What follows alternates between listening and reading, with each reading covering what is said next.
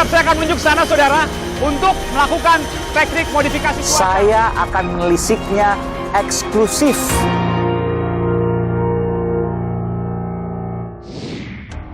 Saudara, kasus tabrak lari yang menewaskan 2 orang. Diduga pelakunya adalah oknum TNI. Diancam hukuman maksimal dari pasal pembunuhan berencana. Meski ada sejumlah pertanyaan tersisa.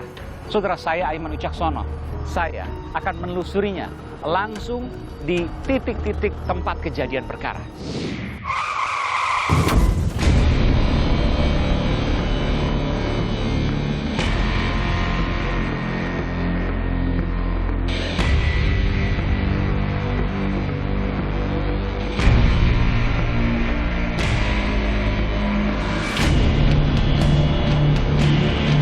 Tahu ketabrak, tapi kemana jasadnya? Tapi orangnya nggak ada. Saya di situ gimana rasanya itu, aduh, mau nyari-nyari kemana gitu.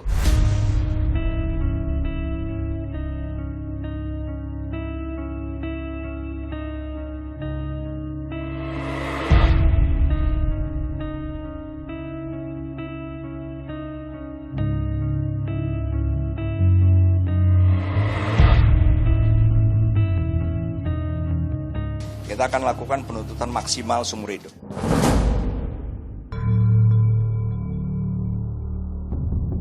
Pada waktu itu nggak ada kecurigaan, ini yang nabrak siapa nih? Anggota atau siapa? Pikirannya kan kecelakaan biasa aja. Kenapa nggak mikir anggota? Kenapa mikirnya preman? Nggak panik sama sekali, nyantai aja gitu. Dan saudara, di sungai inilah, Sungai Tajung, Banyumas, Jawa Tengah, 2 orang itu dibuang. Saya tadi menelusuri, saudara, 5 jam perjalanan saya dari titik kecelakaan menuju ke sini. Jadi sempat melipir, kemungkinan seperti itu. Dan kemudian membuangnya di sungai ini karena sepi.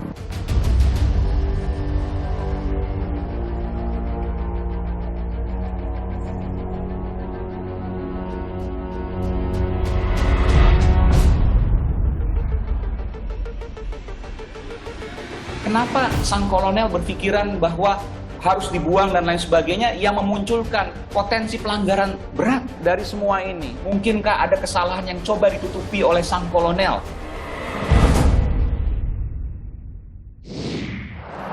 Saudara, saya persis berada di titik kecelakaan di mana kecelakaan itu menewaskan 2 orang, yakni Handi dan Salsabila, Salsa. Inilah posisinya. Dan video amatir yang sering terlihat baik di media arus utama maupun media sosial itu terjadi di lokasi ini. Saya akan mengupas karena ada sejumlah kejanggalan yang terjadi dalam peristiwa ini. Saya akan tunjukkan pada Anda nanti apa saja kejanggalan, tapi saya ingin menunjukkan pada Anda memang ini adalah jalur yang sangat padat dan rata-rata kecepatan memang cukup tinggi. Apalagi ini turunan. Di sebelah sana Bandung, dan di sebelah sana menuju ke arah Banyumas, tempat dibuangnya Handi dan Salsa. Saudara, ada 3 kejanggalan dari kecelakaan di Nagrek, Kabupaten Bandung, Jawa Barat ini.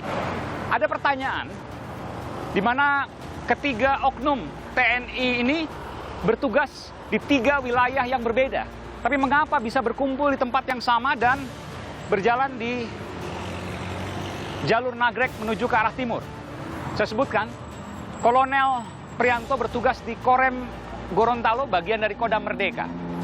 Lalu Kopral Dwi bertugas di Kodim atau Komando Distrik Militer Gunung Kidul, Yogyakarta.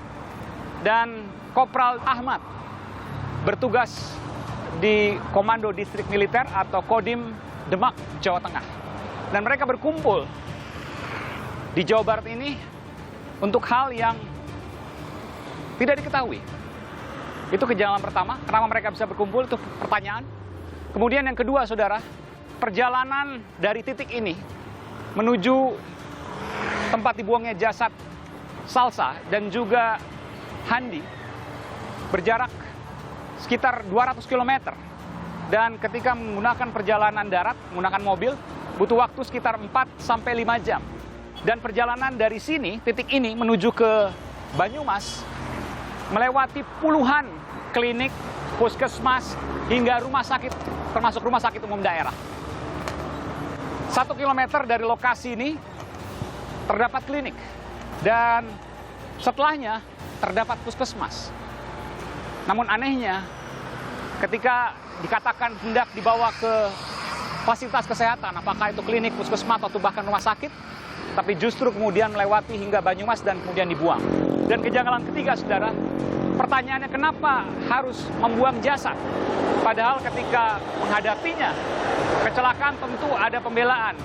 Katakanlah misalnya manuver dari motor yang mungkin tidak bisa dihindari karena membahayakan mobil dan lain sebagainya. Tapi ketika jasad dibuang, maka pasal yang dikenakan berbeda. Dan saat ini kita ketahui pasal yang dikenakan adalah pasal pembunuhan berencana, pasal 340 Kitab Undang-Undang Hukum Pidana. Yang ancaman hukuman maksimalnya adalah hukuman seumur hidup atau hukuman mati. Saudara, saya akan mencoba menggali informasi dari titik ini dengan mewawancari sejumlah saksi. Saya akan mencari saksi mata yang paling utama, yang pertama kali melihat, dan bahkan saya ingin mencari siapa yang memvideokan kecelakaan ini hingga video itu viral.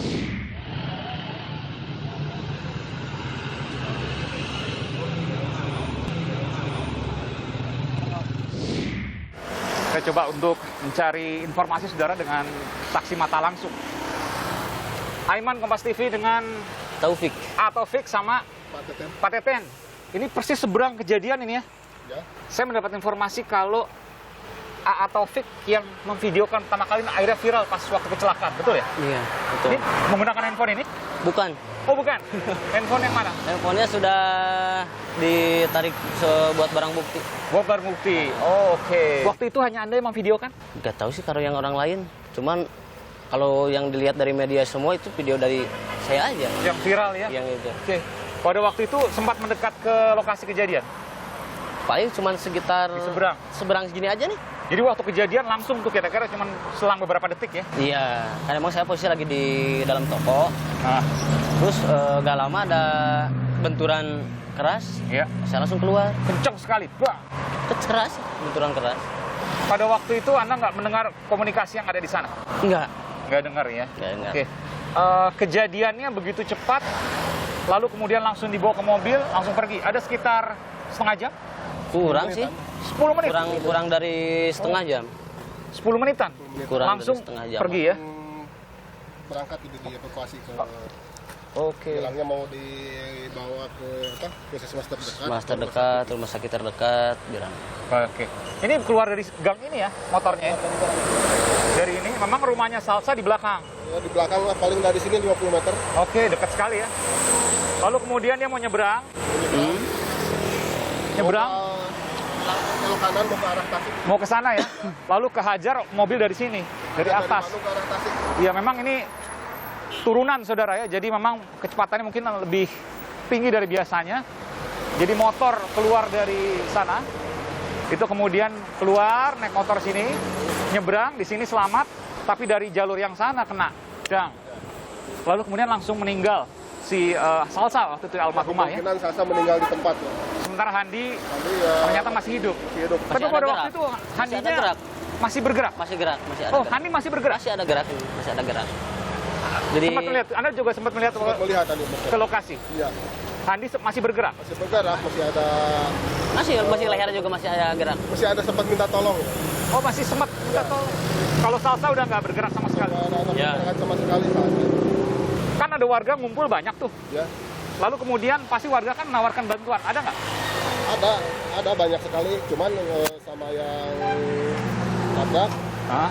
nggak boleh ada yang ikut. Ya, ada saya aja yang dua yang ke puskesmas atau rumah sakit yang terdekat. Oh, akan dibawa ke rumah sakit atau puskesmas terdekat. Tapi nggak ada yang curiga, kok nggak ada yang ikut satupun? Ada nggak warga yang mau, saya ikut aja Pak untuk nganterin? Ada. Ada warga yang bilang gitu? Ada. Terus disampaikan oleh penabrak itu? Ya, sampai tadi ya nggak boleh ikut. Ya.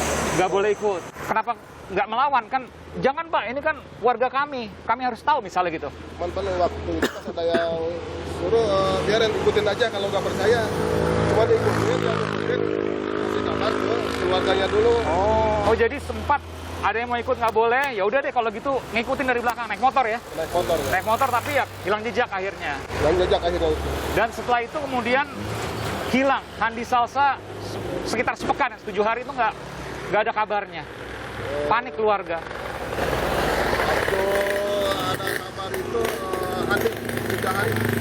3 hari. 3 hari ada. Ditemukan Di daerah Banyumas. Banyumas. Sekitar 4 jam dari sini perjalanan ya. Lebih 200 6 jaman. kiloan gitu. 200 kiloan ya. Kalau nggak salah. 4 sampai 5 jam perjalanan dari sini ditemukan di Jawa Tengah, di Banyumas, Sungai Serayu itu. di Sungai Serayu. Pada waktu itu nggak ada kecurigaan, ini yang nabrak siapa nih? Anggota atau siapa? Sama sekali waktu itu agak ada kecurigaan anggota apa Pikirannya kan kecelakaan biasa aja. tekan biasa aja. Yang nabrak siapa nggak tahu. Nggak tahu. Dari profil mungkin, postur. Postur tubuh, Ah, ah. postur tubuh. Ya agaknya gitu agak Dipikir ormas.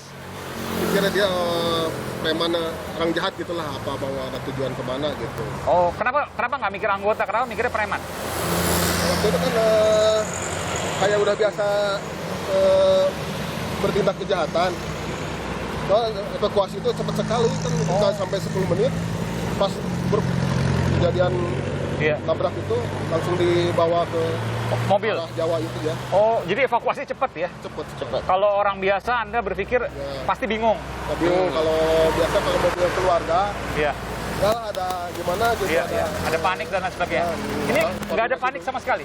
nggak panik sama sekali, nyantai aja gitu, tenang. Kan kalau orang-orang biasa gimana, ada koordinasi dulu sama warga Iya, di iya. sini gitu. Ini cepet tak selesai. Iya. Oke. Terima kasih Pak Teten, terima kasih Atofik. Sehat selalu dan terima kasih atas informasinya. Iya. Ini ada donasi apa Pak untuk pencarian korban kecelakaan sekaligus penculikan. Awalnya Bapak menduga diculik. Saya akan menelisiknya eksklusif